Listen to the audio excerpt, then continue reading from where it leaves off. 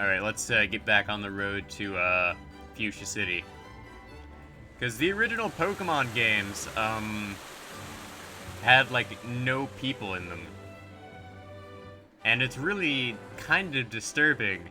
Because if you look at, like, the undertones for, like, the original Pokemon games, there's, like, this, subtle, overarching, narrative, like, oh, hey, there are legitimately no adults around, and that's why kids are, like, expected to go on these journeys and train Pokemon. It's not because the kids want to, it's because it's more of, like, an obligation for them to do so. Like, think about it. There's, like, no other kids in Pallet Town. Like, any of the kids in Pallet Town? They're there because they're too young to leave. Any of the kids who grow up, they leave and go off and do something with their lives because they are expected to, like, not stick around the town. Only in, like, the recent anime do we actually see people living, like, a normal life. Like, an average student or something of that nature. Because there's been a subtle increase in, like, the quality of life among Pokemon trainers over the years. And it's not something that's been, like, overly, pronounced, so to speak.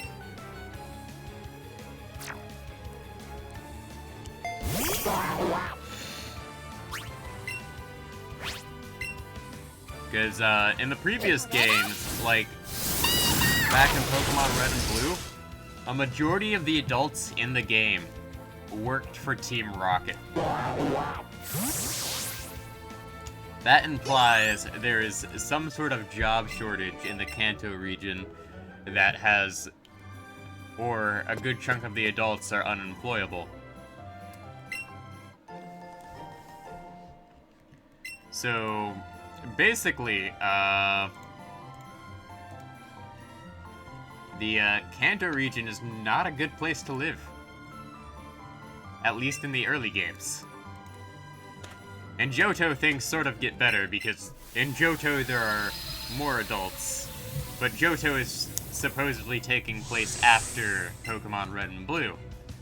So, clearly, there's more time for adults to come back and grow up.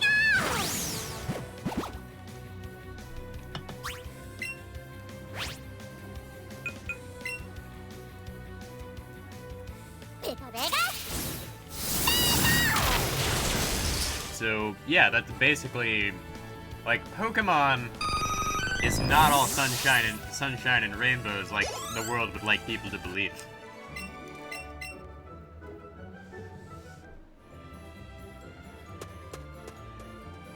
Like, it is a deep, deep, dark place that, if people actually bothered to read the Pokedex entries, would realize, oh dear God, these Pokemon are actually terrifying. Because if you think about it, a majority of the Pokemon in this game can learn Toxic. So, that implies that all Pokemon can shoot poison at you. Or at least a good majority of them. So, say you give, like, a small, adorable little tiny creature to a child. That small, adorable, tiny little creature might, in fact, accidentally poison said child, and, the population of, said region would be, down a, human being. And that's kind of, like, part of the issue with, living in the world of Pokemon, is it looks nice on the surface, but underneath all the cute and cuddly creatures lies, a lot of Pokemon that could probably end up killing you.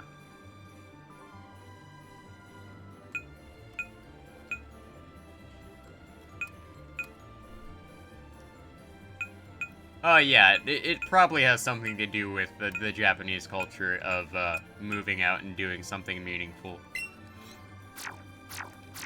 I mean, if you think about it, children in Japanese culture are expected to, mature earlier and get out and do things on their own earlier.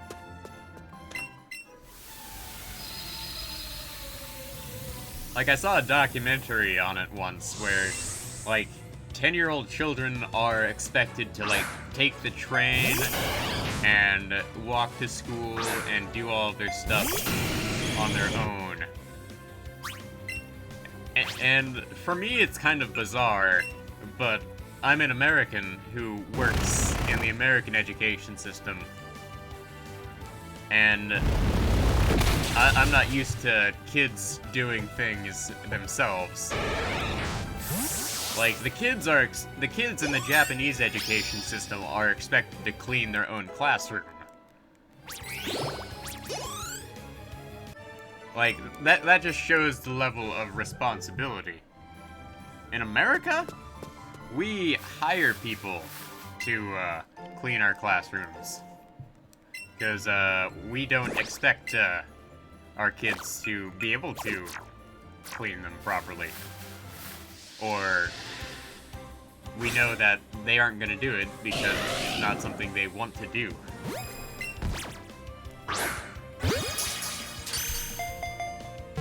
Because it is a bit of a culture clash sort of thing, where their culture is significantly different than ours, so we wouldn't expect them to follow our ways. But to us, like, it personally feels strange, just like letting kids at such a young age go out and explore the world when you personally know, like, oh hey, the world is not a nice place. Why are we letting kids go out and explore? But at the same time, I'm fairly certain, another dark take on Pokemon is their economy is so dependent on throwing children at this grind, because all the sports in the world of Pokemon are somehow Pokemon related.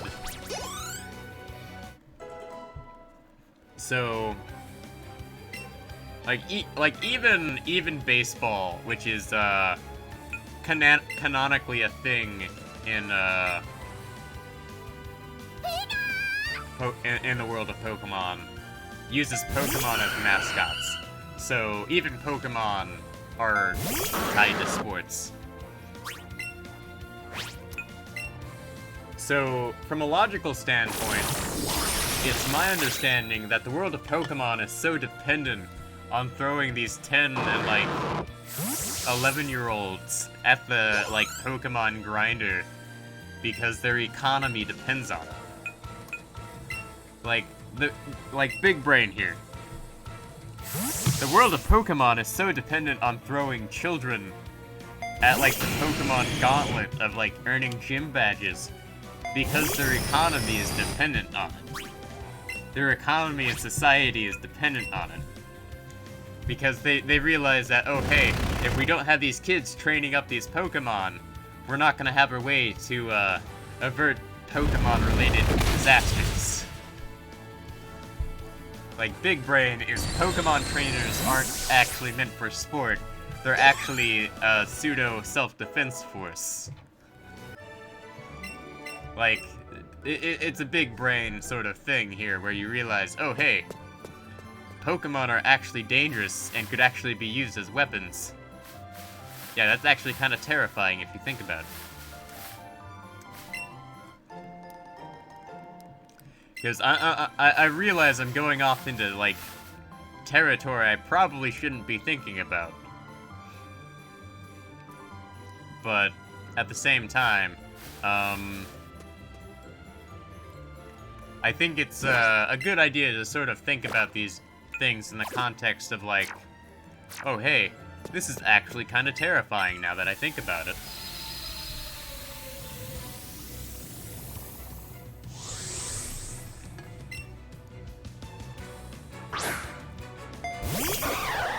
Like, at the same time, I can also see why, certain Pokemon are, like, exclusively, like, hunted by, like, powerful trainers, because, something like, say, Tyranitar, in theory, could wipe out an entire town. Or, like, say, a Dragonite.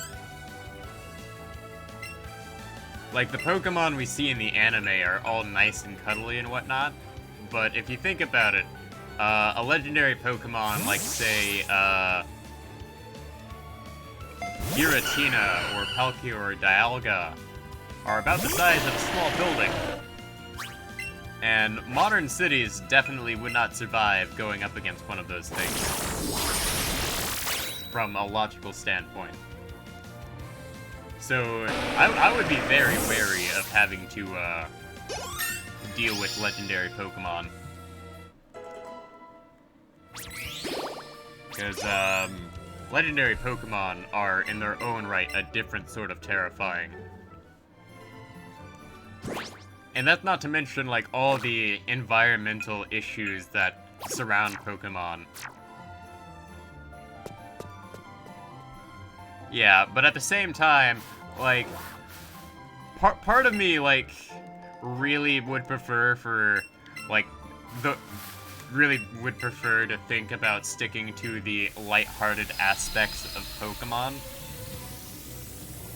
Because I think that sticking to the more lighthearted aspects of Pokemon makes the game more friendly to players. Alright, this is, the Drill Run, trainer. So I have to, like, one-shot, all of these Pokemon. But Pokemon has a lot of dark undertones that people don't often think about, and it's probably better if people don't think about them.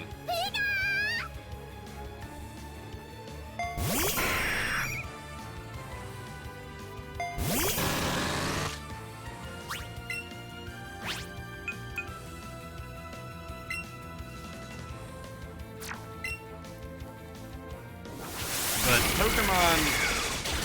Pokemon will always have a place in my heart as, like, the one game that I can always come back to, because I've played it so much.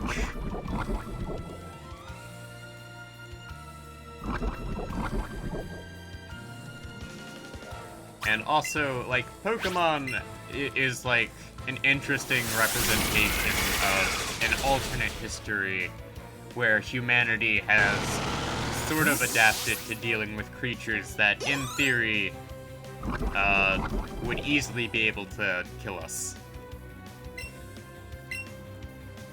Because if you think about it, most of the Pokemon that, are, in the world of Pokemon could easily cause, safety issues just by existing. Like, let's see here. Electric-type Pokemon. They would make it very difficult to, just have, any sort of electronics around. Water types. Water types would make seafaring and fishing very difficult. Like, oh hey, I'm gonna go fishing for food. Let's just hope I don't pull up a Gyarados today. That would really be bad for me. Fire types. Oh, better not build my village out of wood. Guess this random Growlithe comes along and burns down my entire village. Oh no, that's terrible. Grass types. Oh, little Jimmy better not go into the woods. Otherwise he might not come back. He might get eaten by a Bulbasaur or something.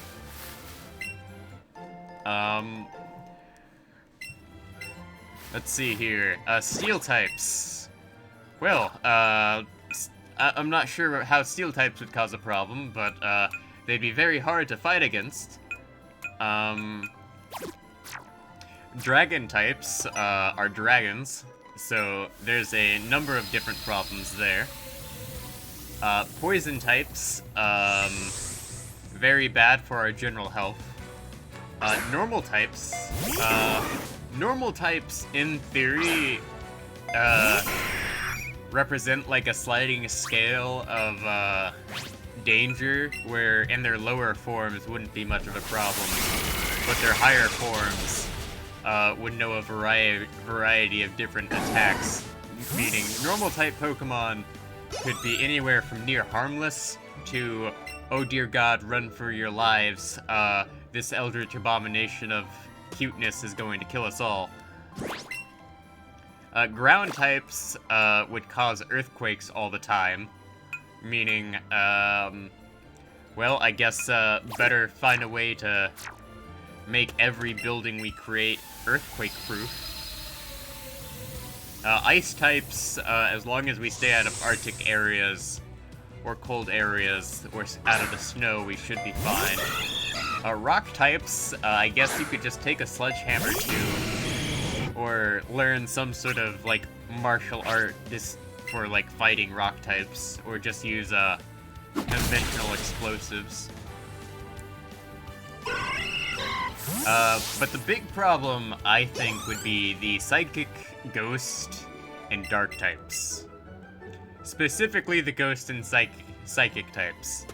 Because how do you fight against that? We don't have a way to fight against those things. Like, how are we gonna fight against ghosts? Are we gonna go all full Ghostbuster? Are we gonna, like, make proton packs and, seal them in, like, containers? Because, I'll say this. The only defense humanity actually has against Pokemon, outside of, like, those weird Aura Guardians that exist in, like, the anime and are, like, sometimes referenced in the games here, are the Pokeballs. The only thing holding Pokemon back from wiping out the humans is, in fact, the Pokeball. And that's kind of something that's rather terrifying. Because what if Pokeballs just stopped working one day? There would be no way for humans to actually tame Pokemon.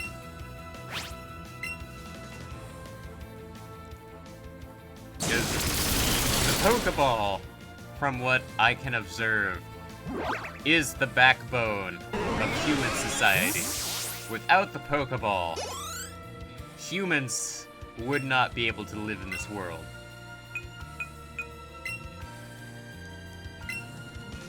And without it, the society that has grown to depend on capturing Pokemon for its survival would simply fall apart. Like, now that I think about it, the world of Pokemon is built on a house of cards? Or it's a house with one single support beam.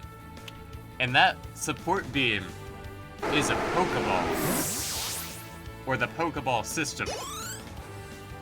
You take away that support beam and the whole society just falls apart.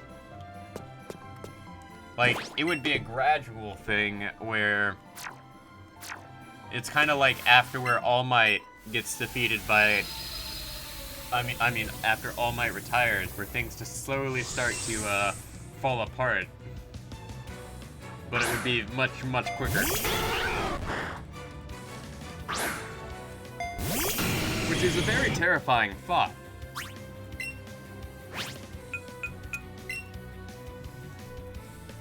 Because from my own perspective, like, oh yeah, that's not even going into the crazy concept of, like, alternate universes and timelines, because every like Pokemon game is in theory a different universe or timeline, which which really complicates things, because theoretically our own timeline. Oh, what's absolutely terrifying?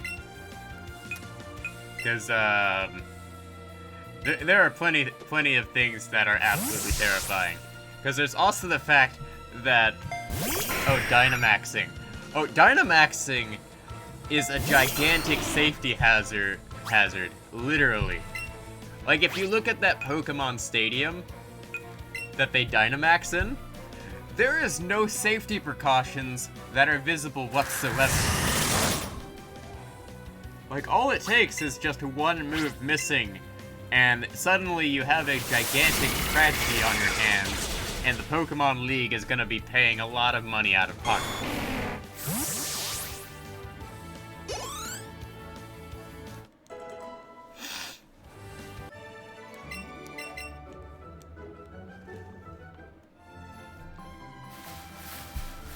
Because I don't know about you, but, the fact that, people can Dynamax, but,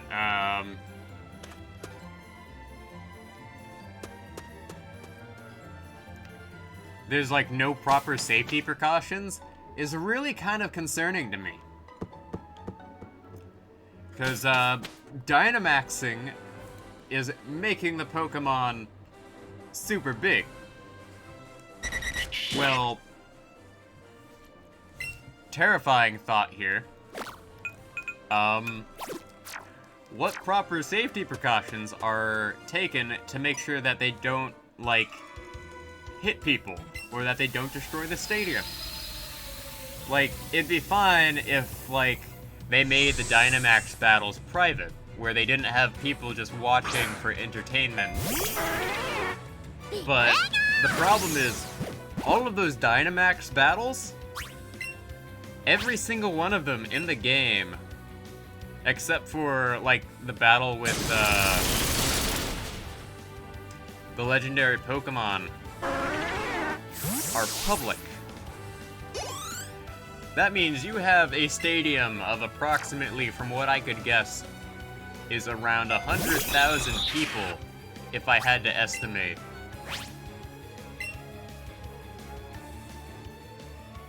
And that's lowballing it, because I'm basing it off of, like, the size of what a stadium could be. That's just asking for, like, a ton of trouble, like, all the time.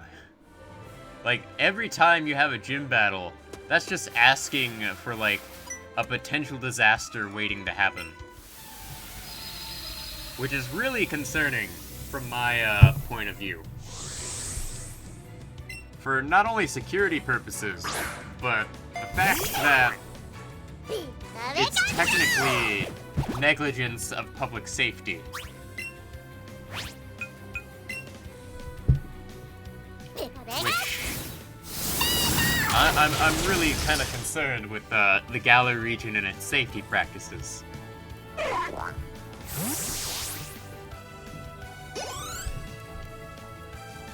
But then again, they have the invincible champion Leon. Don't you know his Charizard is undefeated? Well, until like non-AI come along.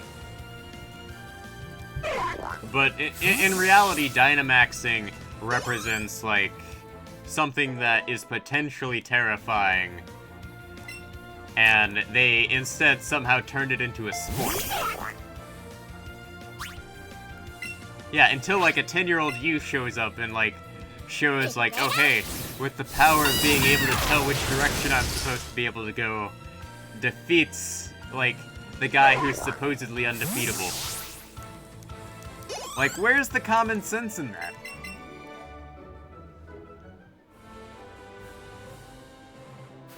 Like, you aren't supposed to be able to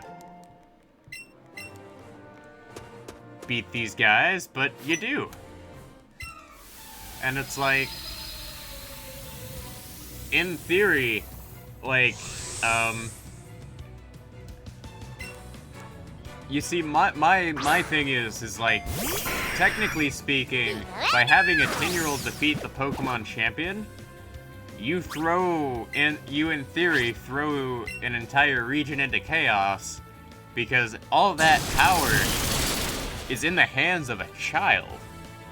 Now, I'm not saying there's nothing wrong with letting children train Pokemon, but giving, like, a government position to a child is kind of questionable. And by that, I mean it's really questionable. Like, you wouldn't make, a child, president of, like, an entire nation. Like, that's just asking for trouble.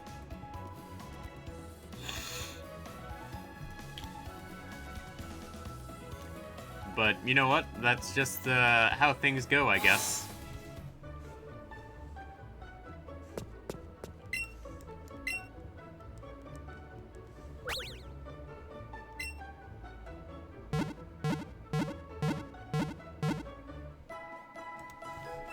Because, I'm of the opinion that,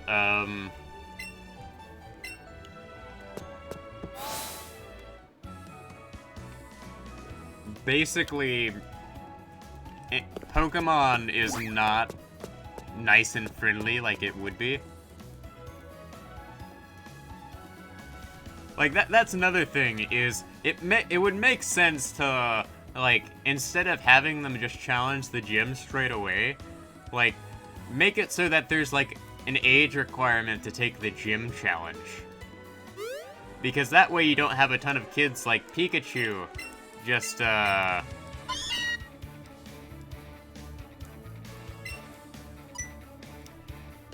challenging, like, Brock. Like, had Ash actually waited to take the gym challenge, and actually caught some Pokemon, he probably would have earned all of his badges fair and square.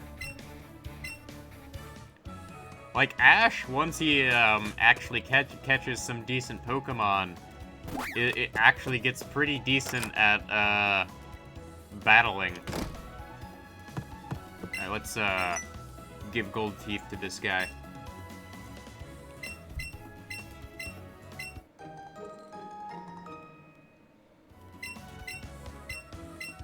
Pikachu!